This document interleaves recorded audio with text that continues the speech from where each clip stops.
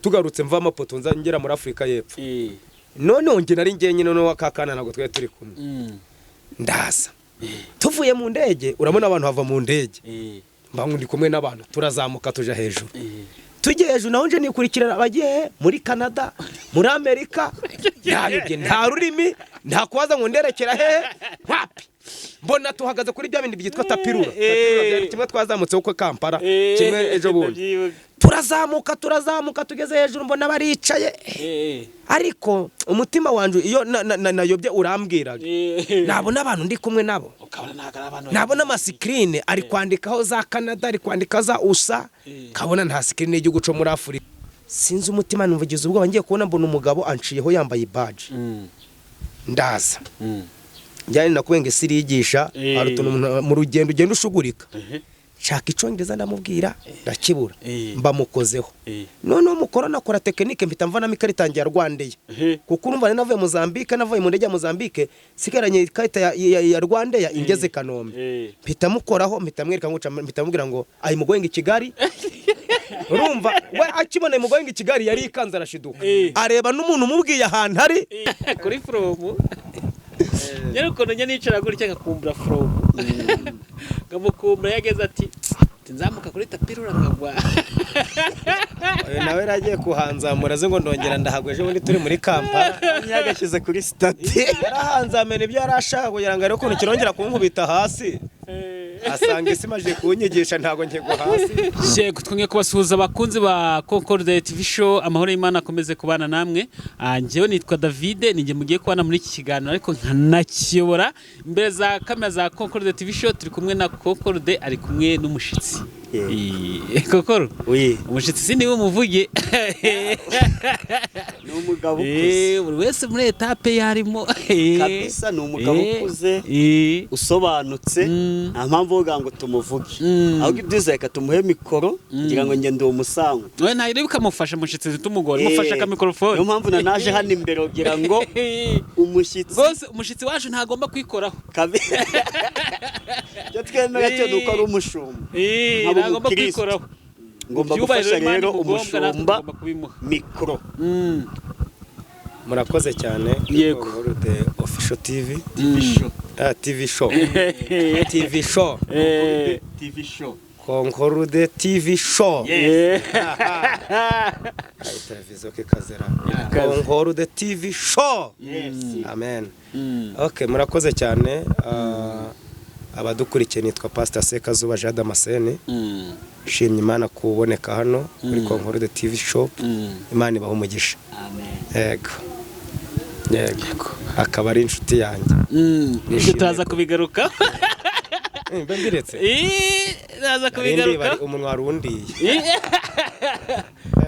Sura Kokoro turamusengera ni nubura dusengera kirazira twatojwe kuba nta rutugu ujya rukora ngo rusumba ijosi nta mpamvu yo kugira ngo umurayiki nge ndi umurayiki akaba umushumba ntabwo ro ngomba gusenga kandi umushumba ahari niwe ugomba kuturagiza Imana ubasha yahawe reka dutange ikiganiro cyacu n'isengesho umugabo amaze kutwibwira uri mwiza Mana ushoboye byose uri intwari mu ntambara iyi gahunda yari iyawe hagari yacu niwe wayiteguye kugira ngo uyu mwanya tuwubone wo kwicara imbere y'umuryango mugari udukurikiye uyu mwanya reka nyagasani uhabwe icubahiro tugushimiye kubwa Concorde turi kumwe nawe tugushimiye kubw'umunyamakuru uyoboye ikiganiro David mwami tugushimiye no kubwanjye wagejeje hano ngaho nyemerera abadukurikiye bahabwa umugisha nawe kumva ikiganiro tugiye kuganira hari abadukurikiye barwaye reka ukuboko kwawe kwiza kubakoreho bakire hari abadukurikiye bafite ibibazo byanze gukemuka reka ubikemure reka uyu munsi wa none amahoro yawe aganze kuri bo urakoze kurabana natwe ngaho tugirire neza tutagufite ntitwashobora reka duhamagara umwuka wawe wera muziranenge ari udufashe mu biganiro tugiye kuganiza ubwoko bwawe mu izina ry'umwami wacu Yesu Kristo amen yego nongeye kubakira gose Pastor Sekazuba nge nkende kubyo mbona wambaye neza aka kantu sinakirengagiza urakoze cyane cyane bigaragara ko nakunda igihugu cy'u Rwanda ikimenyetso kirahari koko wakibonye ikimenyetso cyane kabisa umva ku ikoti rye ntabwo ajya kuraho idarapo ry'u Rwanda kabisa u Rwanda rumuri ku mutima ushize nibyibuka neza twamuvuzeho atari ndavuga atarakana atajyabura kabisa akantu k'idarapo ry'u Rwanda nigeze kugira mu gihugu kimwe nambaye noneho gahari umuntu arambwira ati hano rero nibakubona ako kantu ntabwo barakubona iryo darapo ry'u Rwanda kuko ni ahantu mbese ubwo nari ngeze ndavuga nti n'ubundi rero ndevanyeho naba nihakanye ubunyarwanda ndababwira nti icyambaho ntaryambaye cyambaho naryambaye rero ntabwo ndyambara muri porofe yo kugera ahandi ngo nuko ubwo ni igihamya cyanjye kindiho nk'umunyarwanda ntabwo ngomba kukikuraho rero mwarakoze kuvuga ni nuko yes aho kandi ntabwo ukunda igihugu pe cyane ni ngombwa kandi hari n'abagikunda batakambara ariko ku bwanjye ubwo niko umuhamagaro wanjye umeze kuba ndyambaye ngutya nshobora kuryambara uyu munsi ariko ejo nkakigambanira kugikunda bwa mbere habanjije hano ku mutima mu mutima n'amaraso yanjye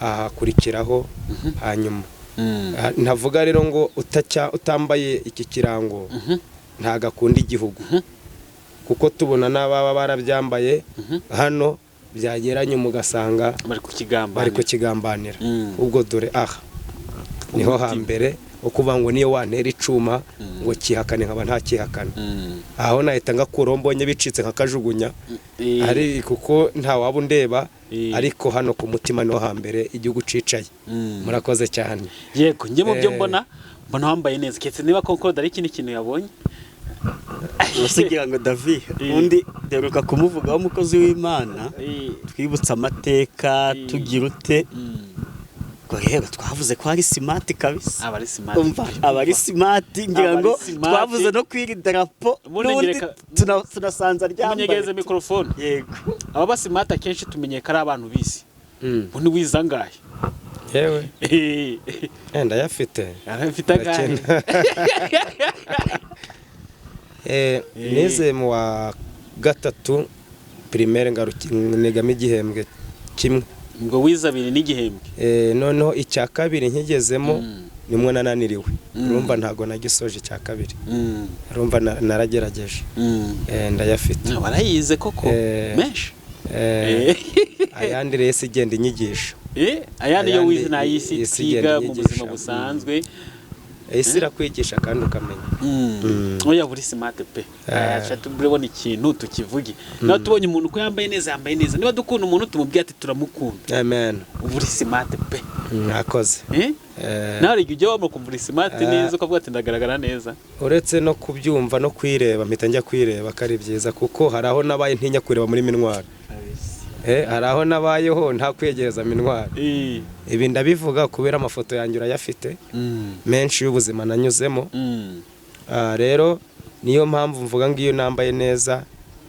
naco ni igihamya ko Imana inkunda kandi yangiriye neza kuko ni ibintu nabwirwa nkabona ari inzozi zitazasohora gutokana naho navukiye naho narerewe n'ubuzima nabayemo kugira ngo umuntu ambwire ngo nzambara neza numvaga ari ibintu bitashoboka rero no kugira ngo mbone umuntu wicara akambwira ngo wambaye neza nabyo numvaga ari inzozi zitasohora ariko none urabivuze inzozi zarasohoye kugira ngo ngire umuntu umbwira ngo yambaye neza ubu ngubajije ati muri imyaka ibiri ishize ni igare wibuka uheruka kwibuka wambaye na muri imyaka ibiri ishize uwo munsi wawibuka wambaye nabi mu myaka ibiri ishize buri munsi yo nambaye neza mpita nibuka ko nambaye nabi oya muri iyo myaka ibiri ni kuvuga aho wibuka umunsi umwe wigeze kwambara nabi muri iyo myaka ibiri mu myaka ibiri ishize aho wibuka wambaye nabi utakuvuga ngo ubyibuka ibya kera muri iyo myaka ibiri umunsi wambaye nabi muri iyo myaka ibiri imyaka ibiri yihe ishize ishize 2010 2020 na ye natangiye kwambara neza 2020 ubwo bivuze muri imyaka ibiri nta munsi wigeze wambara nabi ntawe wibuka ibi ntago nigeze nambara nabi 2020 natangiye kwambara neza Imana natangiye kunyambika ukaburi smart muri corona ne natangiye kwambara neza kugeza na n'ubu guhera 2015 nkiva muri gereza kugera 2018 aho ntago nabasha kuwambara neza kuko ari ikoti ryamperagaho narahinguka abantu najye bangiye no mu giterane bari barizi nahinguka bakavuga ngaraje bari bonera kure batararizi bamwe barigibuke ritagiraga amaboko maremare ryari magufiya ryacuyutse hano narahinguka bataraje abantu barinzeho cyane rero guhera 2019 ntagashoka hatangiye kuza none 2020 ntangira kubona kwigurira ikoti urumva iyo myaka yose ishize nambara neza iyo myaka yose ubwo nashaka ngo ndebemo umunsi umwe ushobora warambaye nabi ariko dusanze nawe kuko urabyumva untunguye no mu rugo mba nambaye neza bivuze ko Imana yagize neza pe kuko ari telecommande nateye isubira inyuma ari byari byarancitse igihe bisubije inyuma ngomba kubibyaza umusaruro abaga n'igihe no mu rugo ntaho ndaje bagiye bakabona nambaye ikoti ngo wiki no mu rugo ngira ngo uzantungure niyo utaburi mu kiganiro ntamba amatiriningi nararanye nambara n'ikoti ndi mu rugo no kwizuba abantu bazi izuba ibihugu njyamo bishuha na Dar es Salaam nigeze kujyayo nkabyuka nambaye ikoti costume kikombe costume kandi na hantu hashuha cyane ni ku nyanja muri Mozambique abantu barankurikiye bazi ko ntaburaga ikoti nahoraga mu ikoti rimwe na rimwe mbese igihe nambaye bitari ikoti biba gakeya kurusha kwambara ikoti yes yego njye nashaka ngo ndiba niba hari umunsi wambaye na muri imyaka 2 njye ntawo nigeze mbona basi weho niba ari undi munsi nakobonye ye kuri kanone dutangira ikiganiro cacu kokoro uri kumwe na mushuti wawe mushuti wawe mwamenyanye tugire mu mateka twasuzanya gariya kadukumburanye pastor njye tuziranye ataraba pasteur ariko tuziranye ari umukozi w'Imana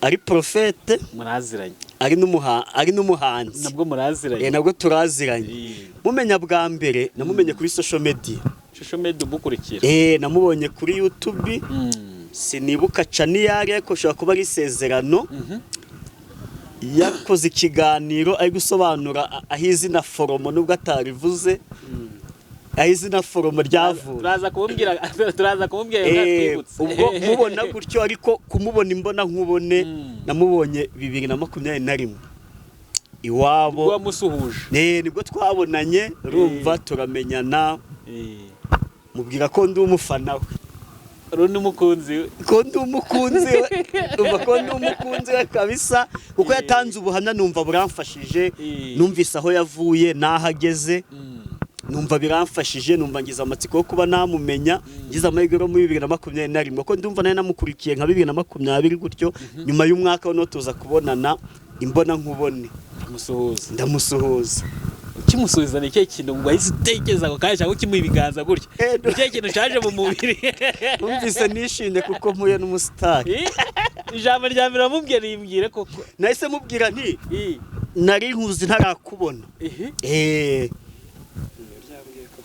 ndabyibuka pe nawe urabyibutse neza ko ari yakubwiye atwaye akagare nayo intwa akagare ka siporo arampagarika aransuhuza ati wowe nari nkuzi ntari nakubona ariko ndakubonye ati none ndakubonye ati nanaje nano nzi uba hano urumva rero yarambwiye ati nari iki kintu niko yahise ambwira ngiri yambaye yakubwiye profe wabyakiriye ute ngewe narabyakira igihe umuntu akuramutsa ukabona urukundo akweretse ntago ari urwo ku munwa ukabona ibyo akubwirana biri no ku mutima uko yabimbwiraga wabonaga biri no ku mutima anyishimiye cyane nanjye guhera ako kanya ntago natakaje umuntu nk'uyu yanyeretse ibintu biri ku mutima no ku munwa nanjye guhera ako kanya tuba inshuti na n'ubu tuba inshuti pe namukenera nkamuhamagara nawe yankenera akampamagara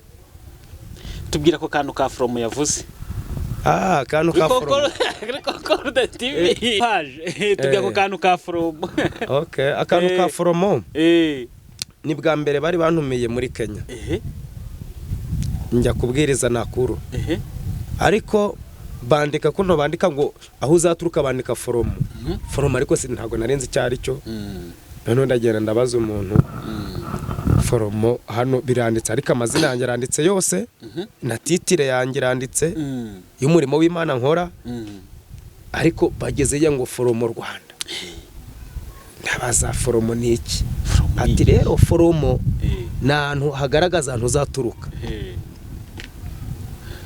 njyewe nakubwiye ngo mfite amashuri ariko n'isi yaranyigishije kuko icyo nari mfite inyota kujya mfata utuntu ntazi maje kumenya ko foromo ari ahantu uzaturuka ngenda nkarepeta ndakamenya mpita nkazingatira neza ko foromo ari arahagaragaza umuntu aturuka icyo nitugende tugeze nakuru mu giterane noneho haza bishop mukuru bata abakozi b'Imana batumirwa mwese musohoke mujye mu mwiherero na bishop mwinjira n'abandi bakristo bicare turaza ubwo no kubona imapa abantu bankurikiye twari turamwe nakuru nahi nagize umugisha ico gihe barabangura ingi ubwiriza ijambo rya mbere ya bishop kuko bishop ari kwimika yari kwimika ico gihe hari umango wo kwimika abapastori n'abarivera noneho tugiye ku murongo inyuma yanjye banshira umuntu mu Nigeria umuntu haravuye muri Nigeria none nambaye agakositimu ne nadodesheje nakamera kavango ndi umukongomani noneho ankora mu bitugu ambwira kakanu ka foromo arambwira ngo foromo Kongo ankoze inyuma nkangurutyo nanjye mpitaminukira ndi foromo Rwanda mpitama ngo foromo Rwanda ako rero mvuze ngo foromo Rwanda ambaza ibindi ambaje ibindi biba mu gicuku kuko umusemuzi yari yasigaye mu rusengero ubwo ariko ka foromo naho katurutse naho nakavugiye nuko sikagira muri shisho menda zo mu Rwanda gute kubya kageze kagafata irindi zina nakavugiye na nkuru none nkoze ikiganiro kuri bohoka ya Irene Ruhogo barakambaza ndi kumwe n'umukobwa bitaga Betty ubu yarashatse yashakiye Mozambique neje bone mu bantu banyakire Mozambique yararimo ngira ngo ari n'ubuhanuzi uwo munsi namuhanuriye kuri ntuza YouTube kuri channel yarari mutanga ikiganiro kuri bohoka ako kanya hita bunasohora ubuhanuzi namuhanuriye bwo ko agiye gushaka agatura hanze ngira ngo anabishimyemo n'Imana ejo bundi noneho abambaje urugendo mba ndamubwiye ukuntu bantumiye nakuru yarambaje amashuri mba ndakavuza ako kantu ka foromo nkavuze mubwira uko nageze na Nigeria ntuza muri Kenya nakuru umunaigereza akavuga ngo foromo Kongo kavuga ni foromo Rwanda nono abarasetse kubera wayizi ibyo navuze nje neze ngo mvuze neza ariko mbona arasetse cyane Betty nono karasirikira ko ka foromo ukuntu kasirikiriye bashizeho ikiganiro nono ngiye kubona mbona kaka navuze ka foromo bagakasemo ariko ngo kakaswe no bita dikati ngo bo muri Amerika niyo bagakuyemo gahita agakora shero na kwa kuntu umuntu avuga bagahita baseka ngewe sinabimenya ko bagakasemo nabandi mu kido nkabona abantu kuri smartphone bose baragafite ni ka foromo ibaye foromo nono impamvu vango yakabonye ku isezerano natumiwe bashaka kumenya umuntu wavuze uwo foromo noneho numirwa n'uwo bita ico cari ikinyamakuru najaga kuri bohoka kajya no kumpanuro kumpuwe ya Serine hakoragaho undi mugabo yitwaga Ndera sinzi ikinyamakuru asigaye akorera Serine niho yakoraga noneho ngiye kumva numva Apotre Mutabazi kubera yaranzi naje kubwiriza igicumbi murangirikani muri kora kuri doseza akambona none nagiye kubona abana gabo kari gusirikira nakanje none kubera ko yari yarayinjiye ku binyamakuru ahitabwira abanyamakuru ati umuntu wavuze aka kantu mubazanire urumva ko nageze aho ngaho abandi bati si wamubona uramuzi ati ngenda muzaje no kubwiriza wacu igicumbi kugira ngo gasirikire yakabone none uyakabone uyu mukozi w'Imana mbandagiye ahitabwira isezerano bahita ako kamwe abantumira Kigali njya kwisezerano n'agasobanuro no bakambajije ndakavuga naho baseka bagwa hasi nkangurutyo ariko cyane cyane bagahaguye bakavanye kuri bohoka ya Irene Ruhogo naho kavuye ubwo rero naha yakabonye gaturutse ku isezerano cyo gihe kavugiye ku isezerano njya kuyoboka Mana njya kuri Street TV njya kuri ya channel y'ababa yari T Rwanda y'abakobwa babiri icyo gihe abanshatse ari ibinyamakuru bikomeye bigera nko muri bine njya ku mpanuro ya pasi kigiye ntabwo ari agakomeye ngo igere nka gutyo ubwo rero yagakuye ku isezerano kwa Evodi naho ngaho nuko nkuko kaje karasirikira foromi baforomo ari nguco kagiye foromo Rwanda foromo Rwanda ubu hari ikindi cyongezo wamenye ariko wamenye ntumenya twinshi ejo bundi hanjye namenya twinshi nakubenge isirigisha ejo bundi ntabwo uzi ibintu byambayeho mvuye Mozambique byagenze ute navuye Mozambique nagiye ndi hamwe n'akandi gasore kari kagiye Mozambique turagenda tugeze muri Afrika y'Epfo kuko n'indege yatugejeje Rwandeya tugeze nono twe turava muri Rwandeya tugafata n'indege ya Mozambique katujyana Maputo tugezeyo tugarutse mva Maputo nza ngera muri Afrika y'Epfo none nge nari ngenye none wakakana nago twe turi kumwe ndaza tuvuye mu ndege urabona abantu bava mu ndege mbangu ndi kumwe n'abantu turazamuka tuja hejuru tujye hejuru naho nje nikurikirana abagiye muri Canada muri Amerika yabye nta rurimi nta kubaza ngo nderekera hehe wapi mbona tuhagaze kuri bya bindi byitwa tapirura kimwe twazamutse uko Kampala kimwe ejo bundi turazamuka tugeze hejuru mbona baricaye ariko umutima wanje iyo nayobye urambwiraga nabona abantu ndi kumwe nabo nabona amasikirine ari kwandikaho za Canada ari kwandika za USA kabona nta sikirine y'igihugu cyo muri Afrika kuko kira kivuga ca muri Afrika y'Epfo ni kinini cyane kibaho abantu bakize ni kinini gikomeye cyane kira gihugu kirakaze ukuntu byageze noneho sinzi umutima numvugize ubwo ngiye kubona mbona umugabo anciyeho yambaye badge ndaza njyane nakubenge sirigisha arutuntu mu rugendo ugenda ushugurika shaka icongereza ndamubwira ndakibura mbamukozeho none umukorana akora tekinike mpita mvana mikaritangiye Rwandeya kuko urumva navuye Mozambique navuye mu ndege ya Mozambique sigaranye ikarita ya Rwandeya ingeze Kanombe mpita mukoraho mpita mwereka nguca mpita mubwira ngo ayi mugoyenga i Kigali urumva we akibone mugoyenga i Kigali yari ikanza arashiduka areba n'umuntu mubwiye ahantu ari n'ahantu yicaye n'ukuntu yageza ahita areba kwitiki yo yifata nkangurike avuga ibindi byongereza ntiwapaho ni mu kizima ni gutumvisha ayi mugoyenga i Kigali ntabindi ayi mugoyenga i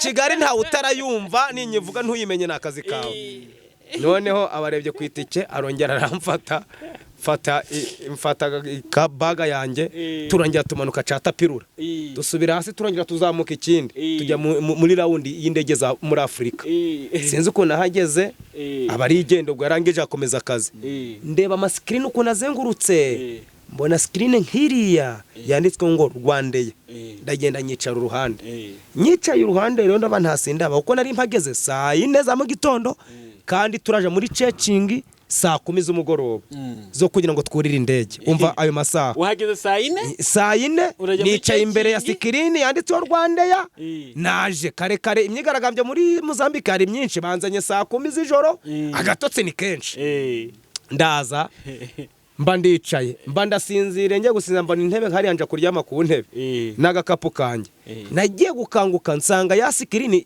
Rwandeya yavuye mu bazanye mindi shusho Tayimana we ntirwanda yansize no kuri kumwe tibitotse bitumye Rwanda yansize nareba ku isa ni buri aba profise bagiye kare ubwo nari nzi ko bishobora kuva muri screen naruka indege igiye ndazenguruka mburomba za Rwandeya ndavuga ibiki kabantu bari kuvugira ibirimi byabo mukanya ubwo nashidutse hari saa 9 ndategereza ngiye kubona mbona saa 9:50 mbona y'amashusho ya Rwanda yageze ate aragarutse umutima ntaho saa 10 ziragera mbona bafunguye idirisha ndagenda mpitane nk'ikiragi mpita mpereza iki itiki ahita nyandikira anyereka umuryango ndasohokeraho abaragi Kigali wa 22 aranyereka ati kurikiraho kuko yari batikurikiraho nabo bagiye Kigali bita mbakurikira umva ninshaka nsitare nakurikiraga imyenda bambaye abantu bagari binshi kwa kira kibuga kibaru umva ari uruza n'uruza mbese utabona aho kandagira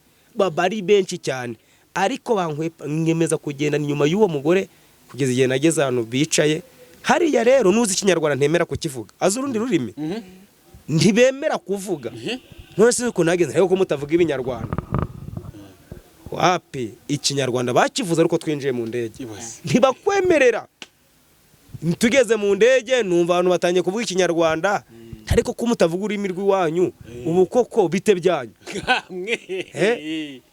Ubwo ngera mu ndege uzarebe nkihagera nahise njya mfata ntaho ntigeze mu gihugu canje ndaruhuka mpita ndya agafirifi kuri foto pa ku ndege tubona ageze i Kigali ntakongera kunkanga ngezeho ndavuga ururimi nisanzuye. Nuko rero byagenze urumva ko nakwisi igenda itwigisha utundi twinshi. Iyi si tuba turimo umuntu agenda uko ugenda ubana n'abantu nk'aba ukagenda naho ngaho ubundi umuhanga nukopera. Iyo wigize umuhanga ntuzakopera ntacumenya. Ngewe akantu ntago ngera ariko nyaramenya twinshi. Ubu nivana mu gihugu nkitegera indege njya za Tanzania njya muri Kenya ngira nte kandi ubu nkanigura n'ibyo kurya. Wenda mu Congereza sinabigura ariko uragira nko mu Giswe nagiye nta Giswe renza ariko njya Tanzania nkigura ibyo kurya nkaja mu Giswe nkihahira.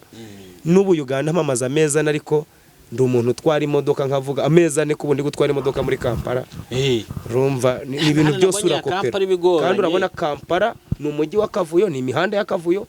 Hari igihe uyoberwa umuhanda wanyuzemo utimenye nta wagwa hari utimenye. Buno mu Rwanda dukurikiza ibirango byo gutwara imodoka ngo uramwereke ikinyoteri barakubarura.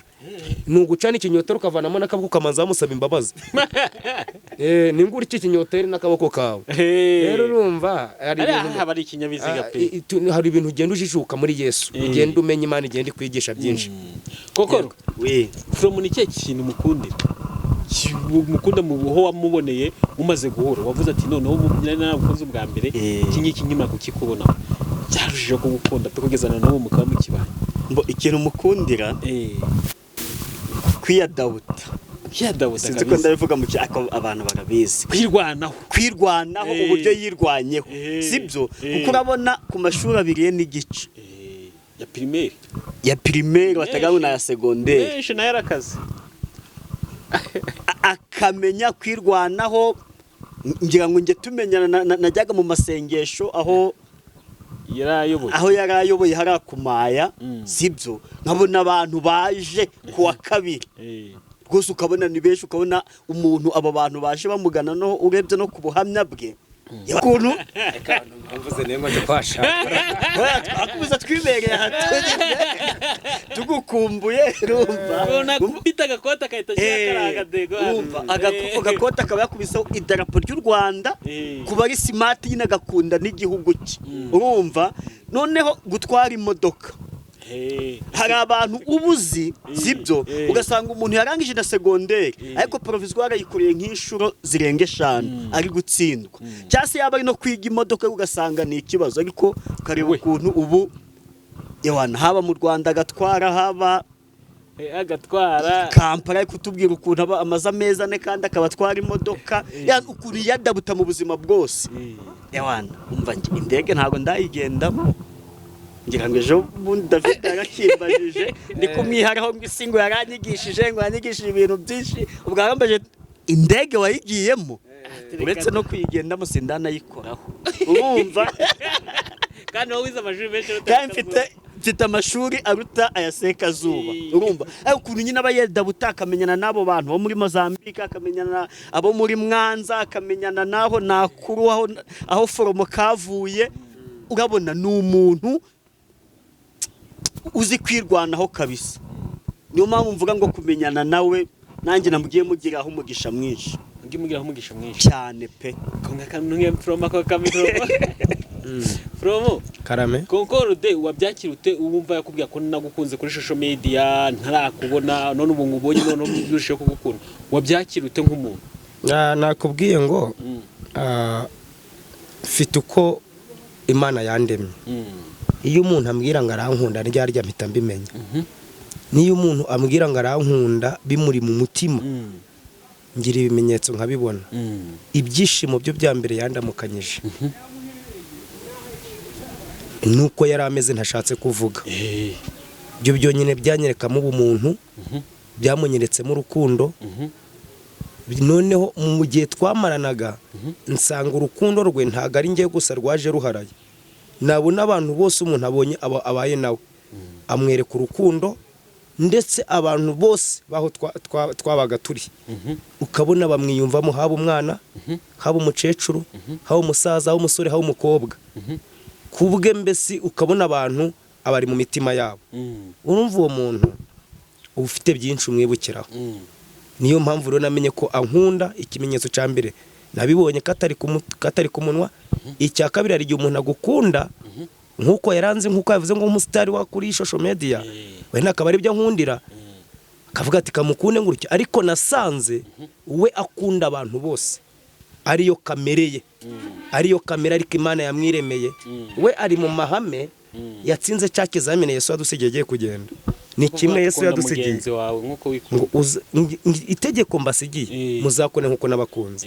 Icyo kintu simutaka, singira nte, icyo kizamini Imana arakimuha. Yesu yadusigiye yaragitsinze, yaragitsinze pe.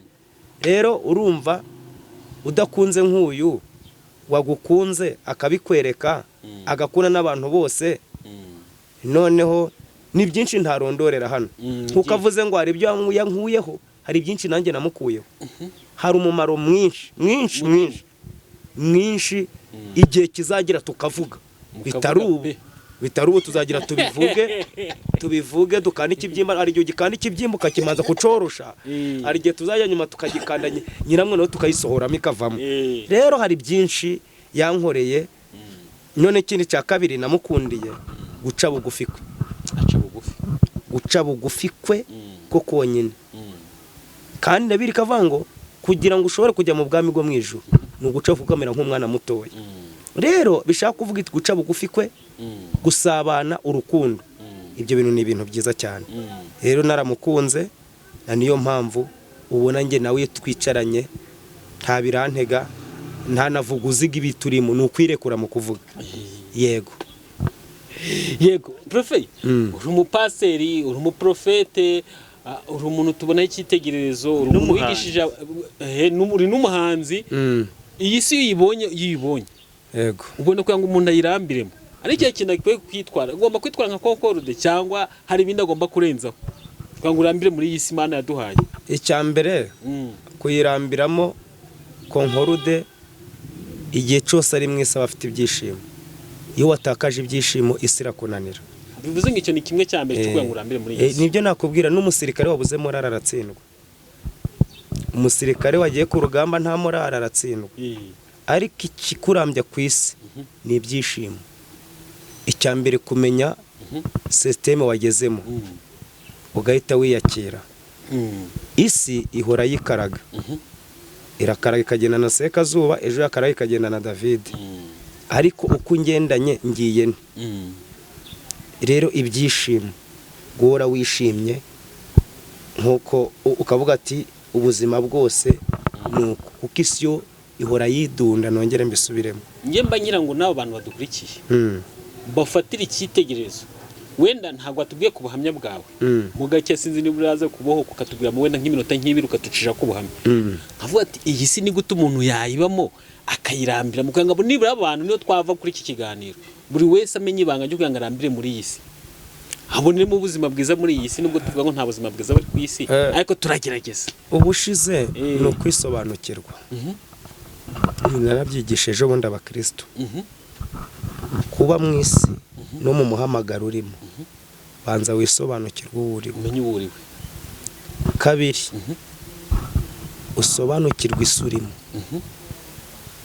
si wicayemo ako kanya. Gatatu, usobanukirwe ufite ubuzima bwawe mu biganza, imbaraga afite. Ibwo njye nabivuga nko mu muhamagaro. Mu muhamagaro wawe, niba mpamagara ubupasitori cyangwa ubuprofete, nk'uko nukumanza kwisobanukirwa. Sekazuba ni iki? Namara kwimenya, nzi intege nke zanjye aho ziri, nzi n'imbaraga zanjye ziri, nzi cyagiye njye kugira intege nkeya, icyo nshobora gukora kugira ngo ngaruke mu mbaraga. Ubwo mba nisobanukiwe. Kabiri, kumenya uwo mpanganye nawe uwo ari we, umwanzi wawe. Mbese iyo wamaze gusobanukirwa umwanzi wawe, umenya nuko uzabana nawe. Iyo maze gusobanukirwa umwanzi wawe, yes, umenya uko uzahangana nawe. Niyo mpamvu ku isi iyo wamaze gusobanukirwa umwanzi wawe, uraburara ugakomera, bwaca mu gitondo ugaseka, kuko wasobanukiwe isi ko nta mbabazi kugirira. si ikande idahuhaho.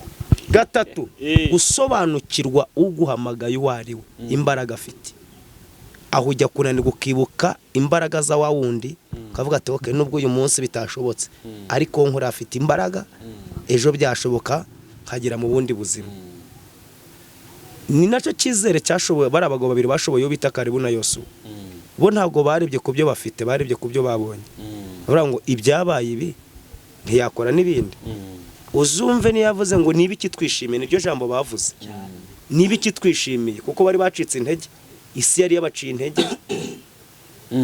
Yabaciye intege isi, yabananije.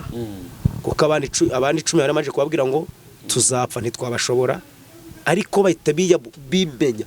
Baravuga ngo twewe niba iki twishimiye, kuko baramaje kwisobanukirwa. Niba iki twishimiye, bariya kiriya gihugu tuzakibakuramo. Nibyo mubwira ngo umusirikare ufite ubwoba aratsindwa, ufite morale aratsinda. Kandi kugira ngo Satani agushobore, idore ibanga rya mbere amaze gukoresha ni uguteza ubwoba, gukwereka ko ubuzima muri mupfuye birangiye, ahara gushobora. Niho nangiye kuhita nkubaza kino kibazo. Hari umuntu ushobora kudukurikiye akavuga ati bra from ari kuvuga rwose barimo kutubeshya. Imana yamugiriye neza, yamugize umushumba, yambara neza, afite umuryango, afite abana, ndetse afite n'inshuti nka Concorde. Concorde bacariye ni CEO, ni CEO wa Concorde TV show. Na Imana yamugiriye neza, arabyibushye. Ariko afite inshuti nka Sekazuba. Ati babaga impamvu bari kuvuga biriya nuko ubuzima busa nkaho bwagize ute bwabahereye. Ico nabwira umuntu dukurikiye, ntago uko tumeze ariko twari tumeze. Kandi uko tumeze tunahora tunitegura ko twahinduka. Byahinduka. Bishaka kuvuga ngo ushobora kuba wowe ubabaye cyane, ukavuga ngo Sekazuba yambaye neza, no mupastori burara hari ico afite. Ntago ngewe nageze aha, navutse mu mitengera hano. Hari kosi nabanzemo, ndibamo bihabaho kupasinga nyine, kuko ndi mu bantu kurikiye ubuhamya bwanjye, ni mu bantu abantu bazi. Nakoreye Imana mburara, nakoreye Imana nta byo kwambara mfite, nakoreye Imana nta nzu mfite, nakoreye Imana ukuvuga ngo mwavuze ngo uyu yarankunda ntafite umbwira ngo arankunda. None bigeze iki gihe nshaka kumubwira ngo uku ntago ariko tumeze, yatumye tumera hangurike nawe yatuma agera hano. Kandi aha turi nta nubwo ari kontara twasinye, bwacu isi ikidunda. Nibyo byane nakubwiye ngo kwimenya, ukamenya n'isi urimo, kumenya ikibuga urimo. Niba uracamudundanye nge nkaba nambaye irikoti nawe yararyambaraga, nanjye cyandunana nkaribura. Ibyo nugora kubera wibuka amateka bituma ukomera. Niyo mpamvu nabwira iyo dukurikiye, ntago ari ibiryo byinshi n'amafaranga biri kutuma tuvuga, ubwo turi kuvuga ubuzima tuzi, kandi tukavuga n'isi twabonye. Isi tuzi, isi nta mwene wabigira, isi nta nshuti igira.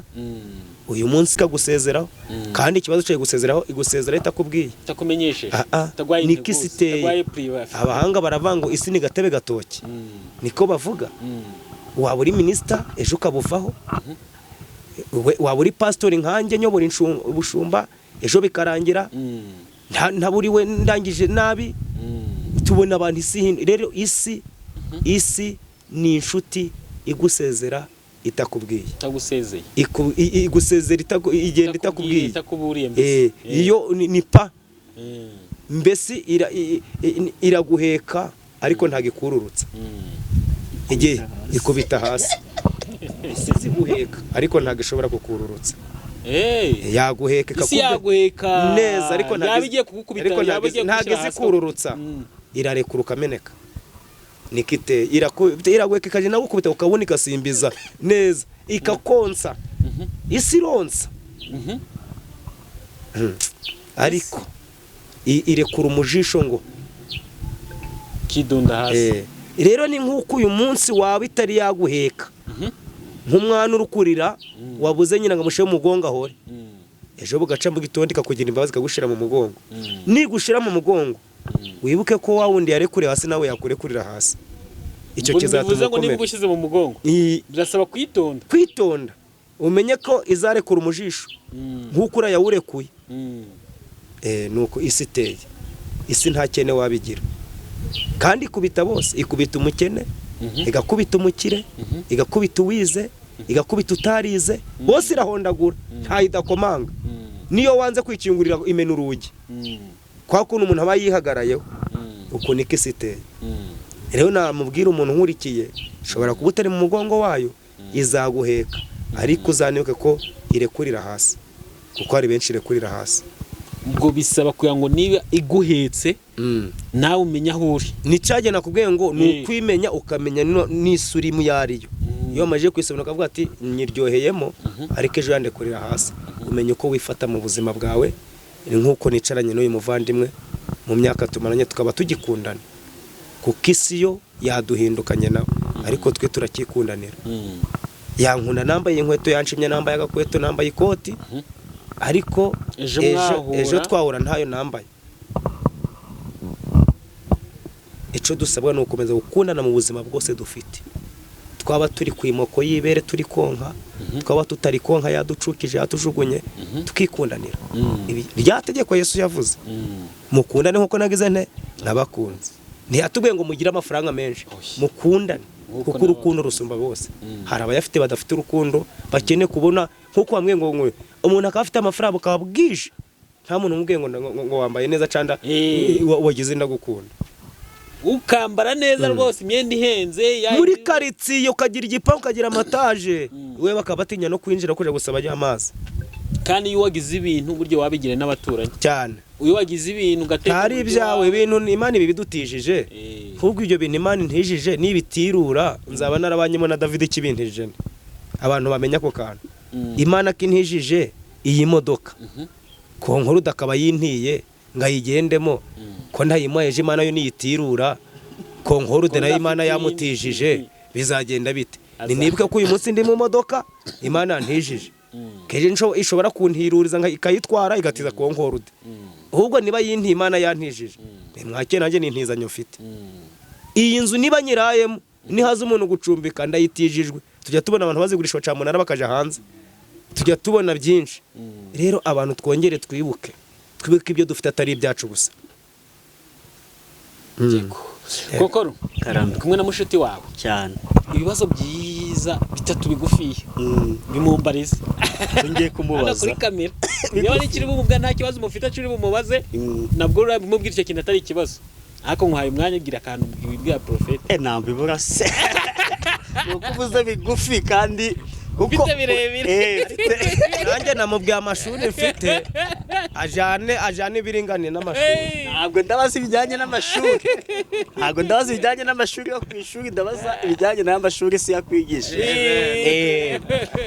Pastor, reka duhere ku byanyuma.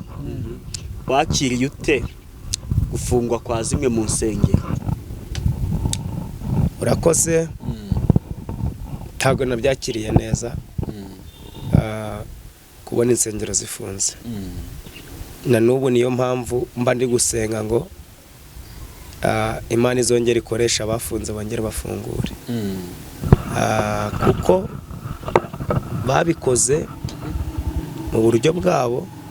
Ariko nkanjye uba mu rusengero, buryo uzarebe n'umuntu yabaga afite amafaranga kandi ayafite yaranze gutanga umusoro, kera nabibonaga bamufata ngo utanga umusoro akamanza yahana akayatanga ariko avuze. Ariko rero ngiye impamvu umbaye ico kibazo, ntago nabyakiriye ngo mite nkoma mu mashi, kuko aho niho hari urugo rwanjye, no hari diplome yanjye. Ariko turarindiriye, nkuko sinabyakiriye neza, ariko nabwo nahise ngendera ku by'Imana yavuze, kuko nyine nkuko mwavuze ndi umuhanuzi. Sinabyakiriye neza. Twewe hari ikintu abarokore twongera twigarukeho, Imana inavuga twakoma amashi, ariko byasohora ugasanga bamwe tugeze. Uzariyo turimo ngo tuzajya mu ijuru, tuzi ko tuzajya mu ijuru tumeze amababa, ariko uzariyo uyu urokore yapfuye turarira, ibyiringiro bamwe turabibura. Rero hari igihe Imana iba yaravuze n'ibyo, ariko byaza kubyakira ntushobore kubyakira, kuko ngiwe ntabwo byanguye neza cyane. Niyo mpamvu nahita mbesha abantu bankurikiye ngo narabyishimiye naba, kandi ndagerageza mu kuvuga ikiri ku mutima wanjye. Ntabwo nabyishimiye.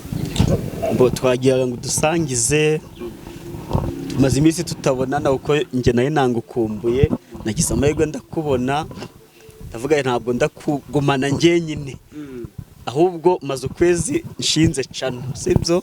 Ugomba kuza ukanayihesha umugisha nk'umutambyi, sibyo? Nabuze ntero muri urwo rukumbuzi ngufitiye, ntabwo ndakwihererana, ndagusangiza. Hari abakunzi bo kuri Concorde TV show basanzwe bamuzi, hari n'abatamuzi, kugira ngo abakuzi bongere bakwakire, none n'abatakuzi nabo bakumenye. Ndugaro ngo mubaze, ese ubu urukwera umurimo w'Imana hehe kugira ngo tuzana gusura? Urakoze cyane. Twe abakozi b'Imana ni nk'abambasaderi. Ushobora kuba uri ambasaderi w'u Rwanda mu Bushinwa, ariko nyakubahwa Perezida wa Repubulika akavuga ati oke turaguhinduriye, uva mu Bushinwa jya kuba ambasaderi muri Amerika. Ubu Uwiteka bayampaye kumukorera muri Uganda mu mujyi wa Kampala.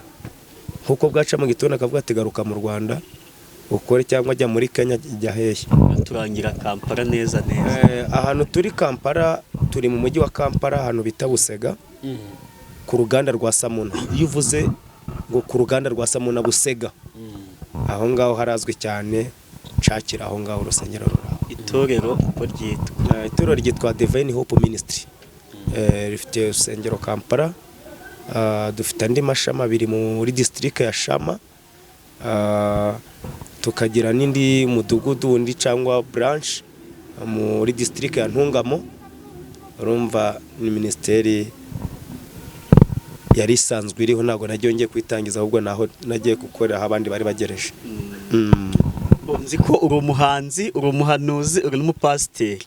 Ngiye kukubaza kugira ngo David ataza kumwanga iminota yashize. David uranyemerera ndamubaza kuri bibiri.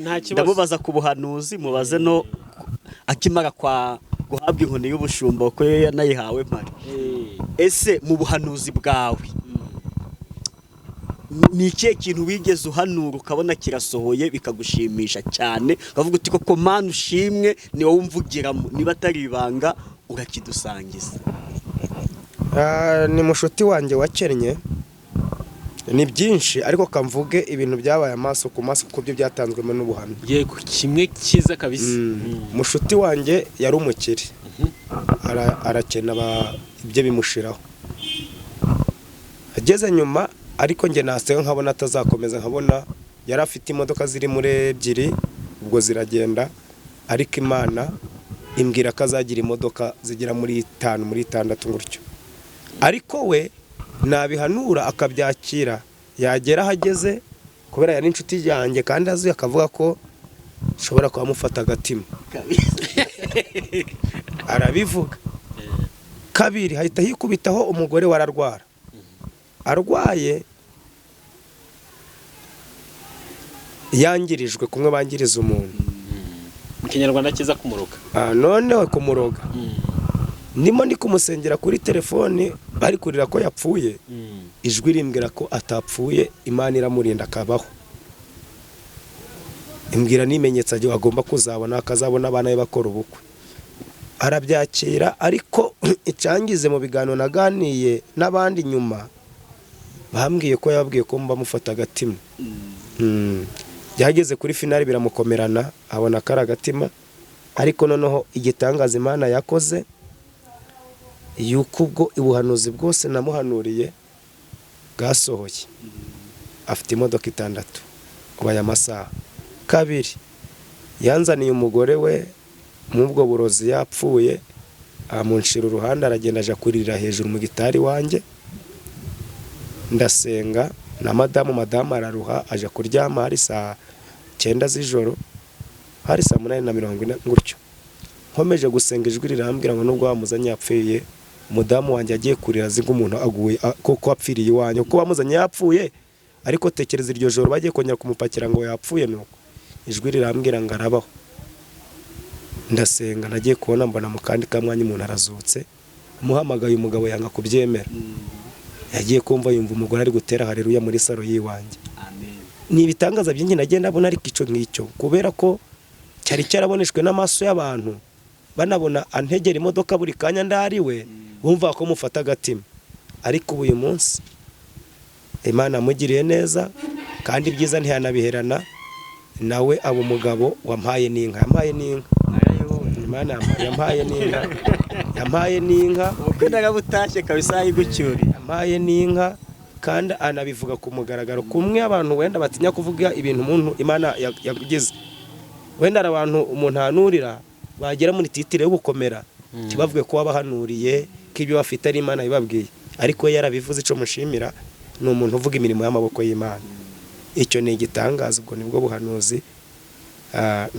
Navuga ni byinshi navuga, ariko kurambaje umwe kamvuga ubwo ibyo birabaye ko nanjye ndi umugabo wo kubihamya. Uwo muntu aza kugushimira akuzaniye inka yayicyuye, nanjye nari mpari, wowe wantumiye kabisa, ndumva ari muri 2023 niba ntibeshye. Ndi umugabo wo kubihamya. Ikindi David anyemerera, ikindi urambwira ukimara kuba pasiteri, hari umuntu twigeze tuganira yarabonye perimi, ariko mbwira ati rero iyi perimi ari iyanjye, ati igihe nizeye koko ko ari iyanjye nigihe nahuye n'umupolisi arampagarika ntwaye, arayinsaba nyikura mu mufuka ndayimuhereza, arayireba arayisubiza, muri make ayimusubije ni nkaho yaramubwiye ko iyo perimi yemewe. Igihe ajya avuga bitewe n'ukuntu yakoreye perimi bikamugora, ahubwo atabona n'iyi nabonye ari indyogo, ariko bayimweretse ari nzima, yeretse umupolisi arayimusubiza, aravuga ati burya ya perimi yanjye iremewe. Ukimara gusengerwa, icyatumye wemera igikorwa wakoze, muri make ukemera ukavuga ati burya nanjye koko ndi pasiteri, navuye mu ntera y'ubuprofeti ubu nabaye pasiteri koko, igikorwa wakoze kikagushimisha ni iki? Urakoze cyane. Biragera nko mu bintu bitatu ndabivuga, bivuge pe. Nkimara kwimikwa cy'umuprofete, nta muntu waza ngo mubatize, kuko izo nshingano ntizari zanjye, hari umuhanuzi wo guhanura. Umunsi nabatije abantu 19 njya mu mazi mvuga ni ngewe ubu nabaye pasiteri ngiye kubatiza. Uwo munsi byabaye igitangaza kuri ngewe. Icya kabiri, habayeho iyimikwa ry'abapasiteri ahantu bita Nyagasambu. Hari abapasiteri benshi cyane, ariko benshi babaho, ubwo n'abari bahari benshi barakurikira iki kiganiro. Ngiye kumva numva waravuze ngo umushumba Sekazuba niwe ugiye kubwiriza mwiyimikwa, bashiraho ngo umushumba Sekazuba, ntibongera kuvuga ngo profete evangeliste, bavuze ngo umushumba Sekazuba. Imbere y'aba bashumba bari hano niwe ugiye kubwiriza. Ndabwiriza mfasha na Potere kwimika. Ica gatatu ni iyimika ryabaye muri Gosheni Hall Church, ryabereye Gitarama, ngira ngo n'amateleviziyo yari ahari. Batumira umubishopu urabwiriza mu rusengero rw'uwo mugabo ukomeye uzwi. Bishop waravi Kigali wari urakora umuhango wo kubwiriza, kuko hari amateleviziyo menshi n'abantu benshi abakomeye n'abameya bahari, arabura n'abapolisi n'ingabo bose bari batumiwe. Abuze igihe kiragenda, hari harimo abantu bambaye ko rutashobora kubara, barantanze no mwuyo muri. Abantu bajya mu gasenge bajyana n'umwapotere bati dutore umuntu wahagarara hano akavuga ijambo akabwiriza. Hari umunyamakuru bita Karinijabo, ebwo yarari mu iyo nama, numva araje arambwiye ngo vayo hano, ngo umwiherero w'abashumba wemeje, aranjyana arambwira ati wemeje ko ari ugomba kubwiriza aha hantu, narakubonye Imana igukoresha, ongera uje wiherere wenyine usenga Imana igukoresha. Ndavuga niro naba ngiye kwititiriza, naba ngiye kutigirira icyizere. Bari abantu Imana ikimara kubashiramo karinge wabwiriza, yari yabonye ko ndashobora, ntago ndajya kubisengera, ahubwo igihe nikigera mu mpamagara kabisa. Kuko niba aba bishop baherereye na Potere nyiritora akavuga ati nta wundi nuyu kujya guhinyuza mba ntarabonye Imana inkoresha. Ndahagarara ndabwiriza, hari radiyo Izuba, niba ari radiyo umuco niba amarado yarahari menshi ndabwiriza ngera naho umuyobozi wa policing community mu karere ka Muhanga ndangije kubwiriza ngera arambwira ngo wamfasha kazategurana nawe igiterana hano muri Muhanga. Urumva icyo ni ikintu Imana yankoresheje nkimara kwimikirwa ubushumba. Iyo mba ndi profete ntago bari baremera ko mpagara hano, kuko ni profete burya hari ahantu utarenga urahanura, ariko byageze mu bashumba hari aho utarenga. Rero urumva ko nagaciro kagaragaye ko ndi mu muhamagaro w'Imana. Iyo ubona bantanze mu murimo hica abashumba bakomeye, hica abagize bati hagarara ubwiriza, nkabwiriza noneho bikagera naho uwimitsa potere avuga ati arondora, nge sinivuze ahubwo ageze nyuma arondora ibihugu njya kubwirizamo, arondora niki bigeraho. Rero meya wa Muhanga ankora mu kiganza ati watubwirije turanezerwa. Rero meya kugira ngo akore mu kiganza, nubwo abantu twishira hejuru, meya ni umuyobozi burya, uriya ni perezida w'akarere, ni intumwa ya perezida mu karere, abantu 30 mu gihugu akagukora mu kiganza ati wabwirije neza, watubwirije bitukora ku mutima. Urumva ibyo umva ko biba ni byinshi cyane, ni byinshi ntarondora, ibibera hanze byo ni byinshi, ni byinshi. Urumva akoze nibyo mu kwimika kwa nkimara guhabwa ibyo nibyo nabonye mu mavuta y'ubushumba. Yakoze pastor yango David nagusubiza umwanya, ibyo nayo mfite by'ingenzi namubaza byinshi, ariko n'igihe nacyo cyo ko ikintu ukunda umumbarije ibibazo byiza pe by'abantu kuri Concorde TV Show bari bakwiye kuba bamenya kuri From nyine ukuntu njye nicara gutya ngakumbura From ngamukumbura yageze ati nzamuka kuri tapirura nkagwa.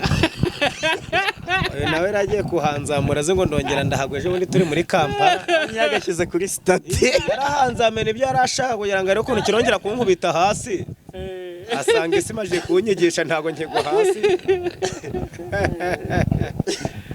Niko bisasi kuri wambaye n'ikoti, wambaye neza birakabiba bikoje isoni cyane. Nambaye neza David udakina kirambirindura ndabambara ndavuga n'ikoti ryanjye nambaye umugore ntukamucongereza namuguyeho ntaco ntoka ariko rantabaye Imana yaguhaye ubunini kugira ngo uramire sekaso. Yes, reka mbashimire cyane gusa Prophet ari ijambo rimwe wasigira abakunzi ba Concorde TV Show twakwemera ukaribabwira mu gihe gito dusigaranye nadusengera tugana ku musozo. Ico nababwira no gushigikira uyu muyobora Imana itanze, kuko iyi Imana itawushiraho kibuye umunsi batumvishije ibiganiro tubaganije, kandi abizi neza ko tubaganije ibiganiro byiza kandi biragira bibavana bikanabageza. Rero nta muntu wigira, burya ikinyamakuru gikuzwa n'abantu, sharinga gukora saboni, kugira ute, gushigikira. Hari ingendo ibinyamakuru bigira uko mfite ikinyamakuru, hari igihe unafashwe ukavuga ati kuko nkunda ikinyamakuru cyawe nuja kugenda uzatege. Ibyo bintu birabaho, ukabona umuntu buriya iri koti mubango nambaye ntago ryavuye mu bicuca nari bambye mu bibabi, ubwo ni umuntu wageze yereko aravuga ati kirugura ikoti. Rero nta muntu wizamura, uzamurwa n'abantu, kandi buriya abantu bose ntibagira impano zo kutwandikira muri comment ngo baradukunda. Hari ugira impano y'amafaranga akavuga ati nanjye nubwo ntaritse muri comment kanjikira ikinyamakuru, hari ico baba bakeneye ku kinyamakuru, mikrofoni zasaza, wasanga uyu muyoboro utafite kamera kavuga ati tugize Imana, akaba wenda ari kwifata ubundi buryo, akaba ari kudefantwa na ndabizi wo kunda abantu, ariko uwiwe yerekwa ryabaho. Kuko ndibuka rimwe nigeze gukora ikiganiro kuri Isezerano TV, umuntu arandeba aranyitegereza ati nta yindi mpano sinshoboye guhanura nkabo, ariko wateze wavuye i Kigali, bambe bavuye Burera uje Kigali kutanga ikiganiro. Njewe icyo ndakora umva ukuntu yambwiye, kubera ko nagukunze ndakugura kamera uje wicara utamaje gusaba abandi, uje kubya abandi, ariko igihe ushatse kuganiza abantu ube watera kamera, kuko simbizi mu mwanya iki umuyoboro uziye ko ari wagera ku ibyo bintu uracashugurika. Yangiriye neza kandi abikora ntabimusabye, ari Imana yakoresheje impano ye. Icyo genda byibuka ni Evode wagiye kungurira kamera ku Isezerano, anayigura ntayimusabye pe, arambwira ati nshingiye uko umeze gura kamera uzashaka umuntu ugufasha ajya gufasha igihe ushatse kuganiza abantu ijambo ry'Imana cyangwa hari ikiganiro ubonye tumanjije gukora ibi n'ibi. Rero icyo nicyo nasiga mbwiye abanyamuryango, nta muntu wigira, buri wese agirwa n'undi, kandi tukiri mu isi imirimo n'izaduherekeza icyo wakoze rero nababwira ngo bakomeze bakora ibyo sabone ni byiza, ariko no kugira ngo ikinyamakuru caguke kizamuke kigira ibikoresho ni byiza, bamushigikire kandi hamwe no gusenga Imana izabikora. Kandi bacumuga n'inkoni hira igihe wasanga mu minsi mwice kuri Konkoro TV shop mutaragize Imana kabaye inkoni zasha uko pastor abivuze. Ubwo rero twe tugutegereje iyerekwa rigaca kuri ngewe, iyerekwa rigaca kuri nge nuko kuko David hari umuntu hari umuhungu werusha kunkora iki kiganiro avuga ikintu ntemeye, Nezekiyeli arambwira ngo mu Rwanda ngo mu Kigali ngo abakozi Imana baragiye ngo nta mafaranga cyaba, ubundi sara yo bari barahinze amafaranga arahari, ngo yanga abantu ngo ntibagitanga ituro, woya barahari batanga ituro, mwe murahemuka, mwamara guhemuka abantu bakavanaho ikiza, ariko isi zarangira hari abantu bashinzwe gufasha umurimo w'Imana ari wo muhamagaro wabo, ibintu babyibuke, wowe uzarorera ariko Imana izatereninga abandi. Njyewe se Kazuba nibe mukira David ntabikore, hari undi uzaza, hari undi mo yazabyutsa. Rero ngo njyewe kanze nkubwire iki gihugu cy'u Rwanda Konkoro nakibonye umuntu yikura 200 akabati nagushigiye ku murimo, tamusabye naramusengeye, arampamagara icyo gihe ndi mu gatara kabi, arampamagara ndanamusabye, narasenze ntigenda n'umugore nasanze barambara aho babaroze, ni hano no mu mujyi wa Musanze ntari ni Kigali, ndaza ndasenga ndigendera, ntwara akagare ndagenda, nafite akagare ka siporo, ndatungurwa nagiye guhamagarwa numva umukobwa w'Ikigali arampamagaye ngo papa na mama bakubuze, ngo ukimara kubasengera ukagenda ngo hari ikintu bayize ku mutima, ngo none ngo bashaka guhigura ngo barakize, mama ari kugenda ntago yagendaga, bari baramuroza amarugura arahinamara. Naragiye nsanga umusaza afite envelope ye n'umukecuru afite envelope ye, David bampaye amafaranga, nyarebyemo ndikanga, namaze 2 ntayakoraho, ndavuga namaze 2 mbwira umugore ntashire munsi y'amatera ntagire umwana umenya ahari, twasanga ndi no nibisubiraho bakaduhamagara tuyajane, kuko icyo ikintu bakoze ari ngo ntagura yategamo fata 5 tege. Nukuri nayakoze washize 2 ni hani Musanze. Rero Imana iyo yashatse gutanga umugisha ntago biva ngo biraca muri Amerika biraca i Buraya, Imana na hano yakoresha umugisha, ahubwo icyo twananiye dukiranuke twemera Imana, naho Imana ukunyura itugabura ntago yahabura. Hari n'uwavuga ati na kamera 10 nazigura. Rero icyo dusaba rero yarakambaje kugana mubwira ntitonde we, icyo ntago nemera, sinemerekanya nawe. Imana ifite inzira z'Imana, ntago ari igihugu runaka. Inzira z'Imana si ukuvuga ngo umuntu ari muri Amerika, abantu bajya kubona bakabona akanyenyeri ngo yuko ari aka Amerika ngo guratabawe canga i Burayi. Imana yaguhera umugisha ucishije mu iki gihugu cy'u Rwanda, ugatera imbere, umuntu akakugurira inzu pe akakuvana mu nzu y'ubukode ari hano. Twagiye tubona Kigali abantu bajya bagurirwa, ngenda bazi benshi bajya bagurirwa n'abantu batuhana Kigali amazu, kabati nshingi ukuntu umukozi w'Imana n'uzi murimo ndakubakira inzu akayimwubakira. Narabibonye n'abantu b'Iburayi badufasha bo muri Amerika, n'ubu baracafasha byo kwirirwa batwa badespora ngo ntibagikora, barakora. Ahubwo nitwe twahindutse, ariko wandi wakomeje gukiranuka nta kizatumina dakora. Kandi wa muntu ufite umugisha uhora utanga David, none aho tumenyaniye hashize imyaka ingahe guhera muri koroni kurangira, akaboko kanjye gafite ntago ndi kwitakano, ntago ntanga, kandi ntanga nge ntanafite, ntanga atari ngo ndafite, kumva niwo muhamagaro wanjye nabw'Imana ngo amafaranga yo gukora ndayakeneye, ayo kuryamisha atara gukora no, ayo kugukorera guhura na Konkorude kamukoraho umugisha ayo ndakeneye. Hari abarusumbya seka z'uwo mutima rero bashobora kumva ati ngiye burya nubwo ntandikaga ariko akakantu kankuzeho, ese ugahita andika muri comment kamera nanga cyangwa kuri telefone kamera nanga ziri no kugura make, kuko ushobora ntago twatangire kuza menshi ugakorera uwo mugisha. Rero ico warunsabye nabwira abakunzi b'umuryango mugari, ntagire uvanga ibintu bigikorwa birakorwa, ubwo hari season yanjye igomba kugera yarangira, David amfasha, Imana ikamunkorokaje hariya. Ibyo rero sinzirirwe muvuma ngo yaramfashaga kera ngo nta kimfasha, uko yantabaye mbabaye hari undi Imana yamutumye yagize ate ababaye. Kuko ubundi hari abantu Imana igutuma kurangiza misiyo batari inshuti zawe. Ejo yaza akagwa miliyoni ukagira ngo ubonye inshuti magara, oya, Imana imutumye kurangiza misiyo y'ikibazo wari ufite. Akaza aje kwishura cya kintu Imana yavuze, yarangiza cyo washaka none muri telefone ukagira ute ukamubura.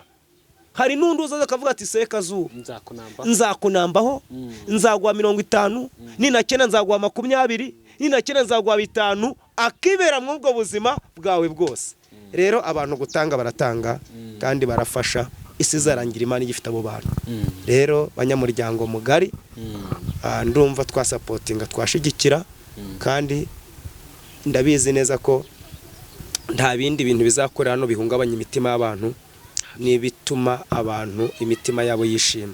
Imana ibaho umugisha, murakoze. Yego, hadusiga n'isengesho dusoza ikiganiro cyacu. Uri Uwiteka Imana ishobora byose, uri data mwiza, uri byiringiro bizima, uri amahoro yacu. Wowe uravuga bikaba, wategeka bigakomera, uri igitangaza mwami w'abami. Tugushimiye ku bantu badukurikiye, baduteze amatwi. Mana we, hari abadukurikiye badashoboye kwinyeganyeza, hari abadukurikiye bafite ibibazo byabarenze, ariko tuzi kuri igisubizo kandi ukaba n'umuti w'indwara. Ngaho nyemerera udukurikiye arwaye akire, udukurikiye afite ikibazo aburi igisubizo abone igisubizo. Kandi Nyagasani, mbona gusenga iki kinyamakuru, uyu muyoboro umwana we yagize yerekwa gushiraho, ukomeze umwakure, umurinde ibicantege, umurinde kunanirwa, kandi umushikire umufata amaboko. Dusengeye igihugu cyacu cy'u Rwanda. Mana, ntago nakwibagirwa igihugu. Data wa twese ko navuze ngo mukunde ibihugu byanyu. Nsengeye igihugu cyacu cy'u Rwanda, nsengeye umuyobozi waduhaye, utugejeje aho tugeze, murinde mwami. Rinda abamufasha kuyobora bose aho bari, tutibajya abacunga umutekano, buryo utabereye maso ntaco bakora. Barinde ingabo na polisi. Ngaho umugisha abakozi baho bari batandukanye, abafite insengero zifunze, ubarinde kwiheba Satani ubwo bumwirukane. Ubaha ibyiringiro ko bwaca mu gitondo ugakora ibitangaza. Urakoze ko bikoze mu izina ry'Umwami wacu Yesu Kristo. Amen.